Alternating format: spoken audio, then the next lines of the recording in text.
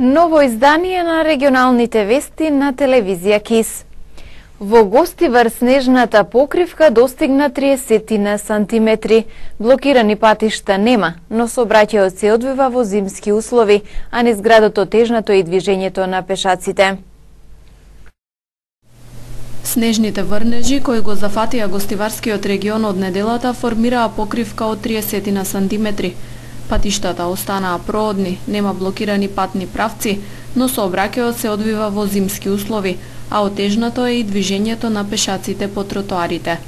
Службите за зимско одржување во Гостивар се активираа и по нивните интервенции главните градски улици главно се расчистени, но проблеми се јавуваат низ помалите улички и во периферните населби. Не е баш свегде чистено како што треба. Треба да се чистат редовно. Ето е патот за Гостивар Рапчиште, треба да се чисти подобро. До сега како е? Па немаше снег, вчера почна снегот. До сега гураме, беше добро. Ама вчера падна снегот и сега ни отежна малку. Ама по селата не е баш како што треба чистено. Па то преме мове, ја мислам за сега добри сат. Не се лоши како за почеток. Може да не спремни ги најдали добри сат. Можеме да се движиме. Многу убаво, све исчистено, наместено, средено, за мерак. Надлежните апелираат возилата да не се оставаат по улици за да може непречено да се чисти коловозот. На граѓаните и трговците им останува обврската да го отстранат снегот од пред куќите, зградите и дуќаните. Според прогнозите на метеоролозите, во наредните 2 дена ќе владее студено време со ниски температури. Особено ладно ќе биде во четврток наутро, за кога се најавени минус 10 степени. Снежните врнежи ќе се намалуваат, а во петок ќе следува изголемување на температурите.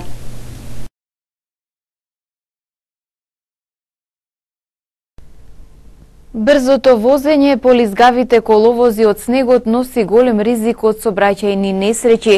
СВР Тетово апелира на крајна внимателност и почитување на правилата. Токму неприлагодена брзина била причината за незгода која се случила вчера попладне на автопатот Гостивар Тетово, близу клучката за Тумчевиште. Снегот кој наврна во Полошкиот регион го зголеми ризикот на патиштата. Лизгавите коловози носат опасност од сообраќајни несреќи, особено кога возачите не ја прилагодуваат брзината според условите на патот. Полицијата потенцира дека честопати се случуваат судири на возила и излетување од коловоз пред се на автопатот Гостивар Тетово Скопје. Од секторот за внатрешни работи нагласуваат дека нерамниот коловоз, заедно со големата брзина со која се движат возилата по автопатот, се најголемите ризик фактори за сообраќајки со сериозни последици и оваа година. Минатиот месец на Тетовското подрачје регистрирани се 14 излегувања од коловоз, а лани вкупно 132, од кои речиси половината се случиле на автопатот. Во многу од излетувањата возилата се превртуваат на или надвор од коловозот и се причинува значителна материјална штета. Брзото возење било причина за несреќа која се случила на автопатот во близина на клучката за Гостиварско Тумчевиште, вчера околу 18 часот. Во несреќата учествувале комбе со италијанска регистрација, што го управувал 44 годишниот РА од Центар Жупа и во кое имало уште 6 сопатници, и Мерцедес што го возел 36 годишниот албански државјанин РШ, во кој имал уште 5 лица. Во судирот со полесни повреди се здобиле 8 лица, кои по добиенета медицинска помош во Гостиварската болница биле пуштени дома.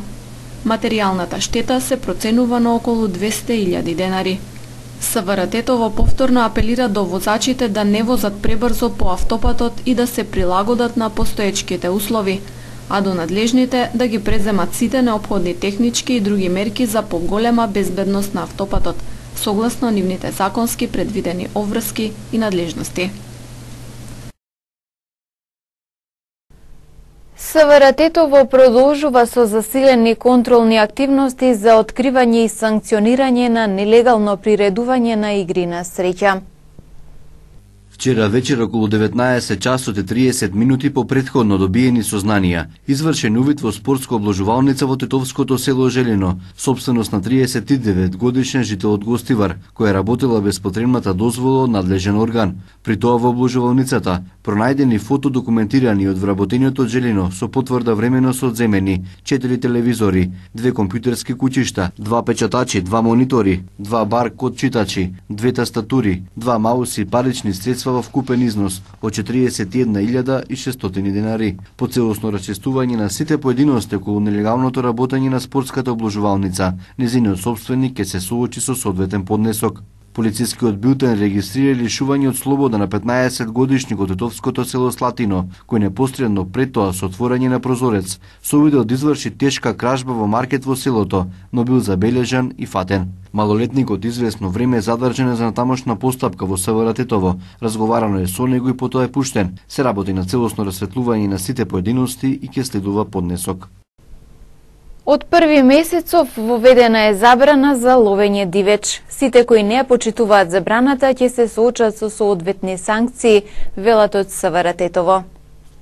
Први овој месец и на ловиштата во поширокиот Полошки регион стапи во сила така наречениот ловостој, односно воведена е забрана за ловење дивеч и единствено може да се лови со посебни дозволи, што ги издаваат ловечките друштва од ова подрачје. Секое непочитување на ловостојот во овој период од годината ќе биде законски санкционирано со поднесување на адекватни пријави и други мерки. СВР Тетово подсетува дека ловењето во период на ловостој представува кривично дело, незаконит лов, за кој е предвидена парична или затворска казна од 1 до 3 години, во зависност од тоа каде и што е поконкретно отстрелано. Се укажува исто така дека кривично дело е и ловење риби во период на забрана, за кое сторителите ќе се соочат со парична или затворска казна од 6 месеци до 5 години, во зависност од вкупните околности и причината за штета. Македонците во американскиот град Детройт излегоа на протест против промена на името на државава. Протестот го поддржа и пратеникот од владеачката републиканска партија Пол Мичел. Голем протест против промена на уставното име на Република Македонија одржаа македонците во Детройт. Нашите иселеници, но и младите кои се сметаат за втора генерација на македонци во Америка, се собраа на 25 месецов во Македонскиот културен центар во Детройт. Сите носеа македонски знамења, транспаренти на македонски јазик и ја пееа македонската химна. Како што се вели во соопштението на македонската заедница од Детройт, за македонците од Детройт името Македонија и македонскиот јазик се свети и неоттуѓиви историски и културни наследства и му препорачуваат на премиерот Заев да се откаже од пазарењето со нив. На мирниот протест учествуваа и неколку представници на владеачката републиканска партија од Мичиген, меѓу кои и пратеникот Пол Мичел, во чија област живеат околу 10.000 македонци. Тој се обрати пред присутните и категорично нагласи дека никој нема право да ја наложува на Македонија како да се вика и да ја го одзема правото на самоопределување. Среќен сум што се приклучив на македонско-американската заедница на Ми-10 на мирен митинг кој го признава правото на Македонија на самоопределување. Јас сум посветен на одржување и зајакнување на позитивните и заемно корисни односи меѓу САД и Македонија, рече пратеникот Мичел во својот говор. Четврта година поред Попова шапка е домаќин на манифестацијата Снежен град. Околу 80 наградители од неколку основни училишта од Македонија годинава од снег ја изградија Вавилонската кула, обликуваа голем кит, скокалница, игло и други помали фигури. Изграден е Снежниот град на Попова шапка годинава по 47 пат. Околу 80 наградители од неколку основни училишта во Македонија годинава од снег ја изградија Вавилонската кула, обликуваа кит, скокалница и игло. 6 дена по неколку часа неуморно работеа покажувајќи ја нивната креативност, но новите снежни врнежи за кратко им ги покрија направените фигури. Како што ни дозволуваат временските услови, гледате, успеавме нешто да направиме овдека. Долу на терените имаме фигури где чинјава градот од снег. Значи имаме еден кит голем направено, имаме Вавилонска кула, имаме направено една скокалница со тобоган, каде што и дечињата може да се спуштаат по неа. Имаме направено игло и така некои мали фигури каде што дечињава од природата што ни го дарува материјалот, градат се занимаваат овдека 6 дена. Учениците со убави спомени денес заминуваат од Попова шапка, а неа и го оставаат снежниот град да сведочи за нивното дружење. Јас сум Ема, сум од Виница и ова ми е прв пат што доаѓам на снежен град тука. Така. Денеска се заминувате, кои се вашите импресии од снежниот град оваа година? Па, ова беше многу добро искуство за мене. Прв пат без моите родители да одам на патување и градевме, се забавувавме, седевме, се дружевме и... Така, на која фигура ти работеше? На Ајфеловата кула. Колку време работевте? Дали беше тешко? Какви беа временските прилики додека ја работевте?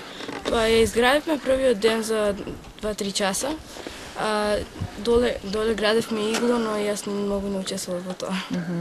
Јас сум Томче и ова година, ова наистина беше за мене подобра манифестација. Бев ова втор пат. Имаше помалку деца, но сепак исто е се, повеќе активности. Зеловме прво место во квиз надпревар, во пикадо и мислам дека дружбата и играта беше најважно за се тука. Јас се викам Елена, имам 9 години и тука доаѓам втор пат и многу ми е интересно. Елена, што правевте тука освен градењето на снежните фигури? Па, тука има и базени, се бањавме, па игравме игри, па јадевме, па се забавувавме многу. Покрај градењето, децата учесници на манифестацијата има и други активности, преку кои меѓусебно се запознаваа и дружеа. Градењето ни е 2 часа одиме после појадокот, дечињата се облекуваат, излегуваме на терен и работиме со снегот, правиме фигури.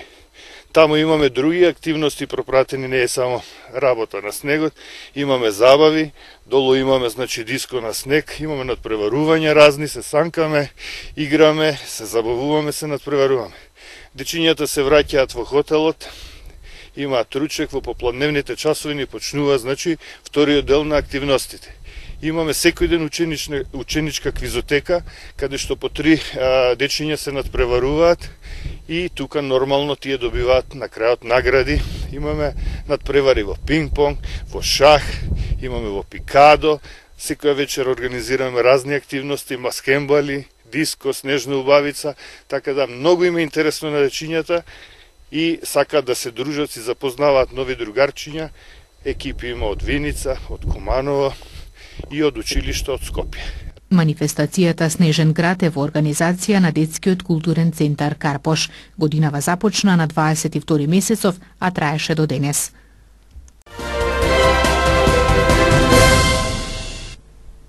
Карате клубот Љуботен Нотетово настапи на турнир во Лесковац, Србија. Освоени се 4 златни и 8 бронзени медали.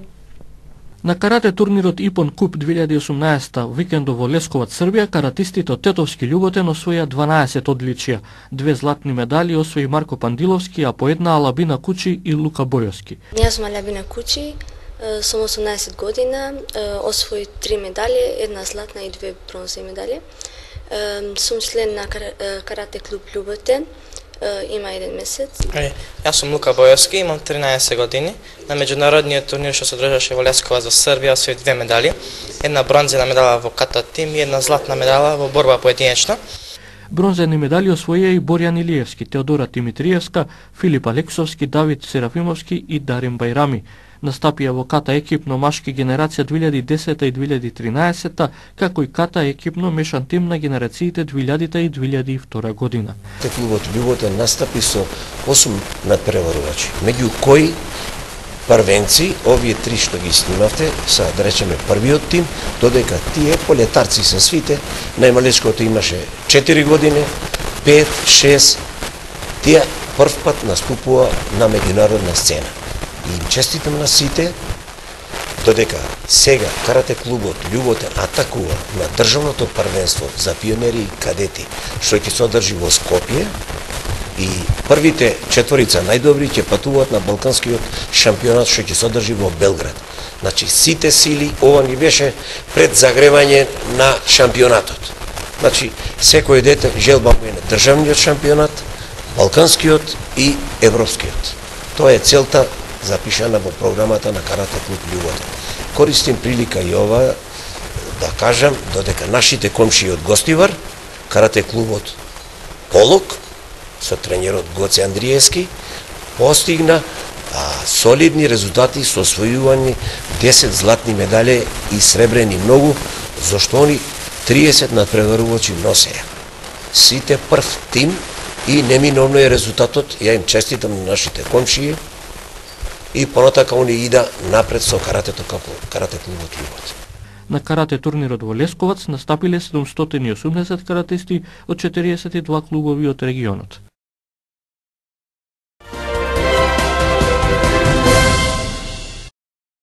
Председателот на Европската комисија Жан-Клод Јункер изјави дека Србија мора да го реши спорот со Косово и да имплементира серија реформи пред да може да влезе во Европската унија. Јункер по средбата со српскиот председател Александар Вучиќ во Белград оцени дека Србија е на вистинскиот пат, но ти Европската унија не може да прима нови членки со нерешени територијални прашања. Јункер престојува во Србија во рамките на неговата турнеја во земјите од Западен Балкан. Тој претходно ги посети Македонија и Албанија, а по Србија заминува за Црна Гора, Косово и Босна и Херцеговина. Турнејата ја завршува на 1 март во Софија со состанок со балканските лидери. Словачки истражувачки новинар беше смртно застрелан во семејниот дом. Полицијата ги нашла безживотните тела на 27-годишниот Јан Кучијак и неговата свршеница во Велка Маца, источно од Братислава. Истражувал и пишувал за затајување данок. Последниот текст му го посветил на бизнисмен кој е осомничен дека извршил даночна измама со луксузен апартман во Братислава.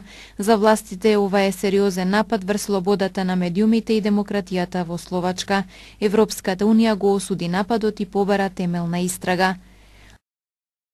Австрискиот јавен радиодифузер ОРФ покрена тужба против вице-канцеларот Хајнц Кристијан Штрахе, кој го обвини медиумот и неговиот популарен водител за ширење лаги. Штрахе, кој е лидер на Австриската партија за слобода, одамна и обвини телевизијата за левичарски политички предрасуди. Тој рече дека планира мерки кои ќе ги направат медиумите пообјективни. Пред 2 недели Штрахе објави на Фејсбук снимка од популарниот водител Армин Волф и напиша: "Има место каде што лагите стануваат вести, ова место е ОРФ." Волф изјави дека ќе ги тужи Штрахе, истакнувајќи дека досега ниту еден политичар никогаш не го обвинил за лага. ОРФ веќе побара извинување од вице-канцеларот, а вчера објави дека покренал тужба против него.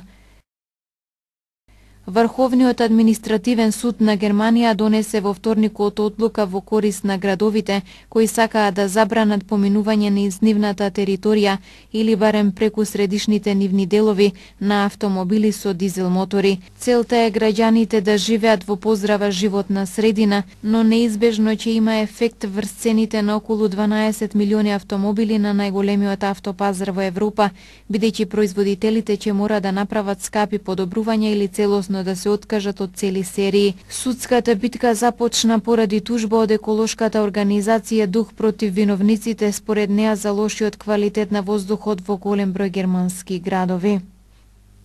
Лет од еквадорскиот град Гвајајкил до Њујорк вчера беше откажан откако двајца патници загинаа при пад од авионот додека тој се уште бил на пистата. Се претпоставува дека двајцата мажи биле патници без билет кои паднале од делот кај тркалата на авионот. Идентитетот на загинатите се уште не е соопштен, а истрагата е во тек.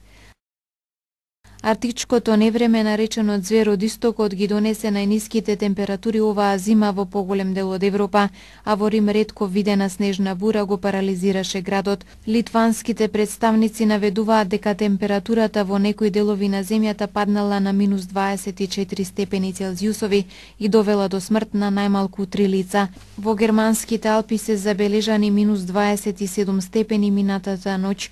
Во Хрватска скоро 1000 војници се ангажирани во операции на чистење на најтешко погодените области, каде снегот достигнал висина од 1,5 метри.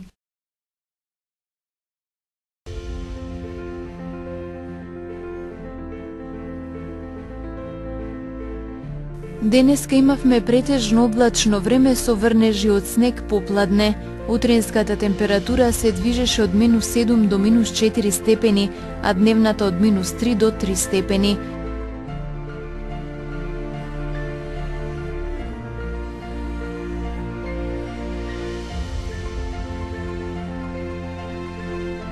Според прогнозата на Управата за хидрометеоролошки работи, времето утре ќе биде променливо облачно со повремени врнежи од снег и студено.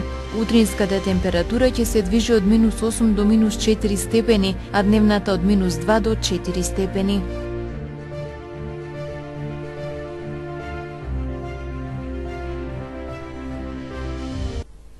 Благодарам за вниманието со кое не следевте. Пријатно!